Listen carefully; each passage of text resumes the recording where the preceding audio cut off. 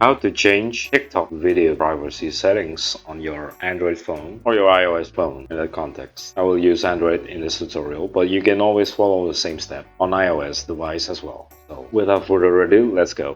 Before we start this tutorial, just make sure that you have already updated your TikTok application to its latest version. You can consult both Play Store or App Store for that matter, depending on your device. Okay, and then just to start, just make sure that you hit subscribe and ring that bell. Okay, so here we go. First up, just open your TikTok application. And then from that TikTok application, just head on to your profile on the bottom right. Okay, click on any video that you have already posted previously. So for example, I will click on this one. And then from that video, all I need to do is just to click on the three dots button. And from the context menu, just slide to the right and then choose privacy settings.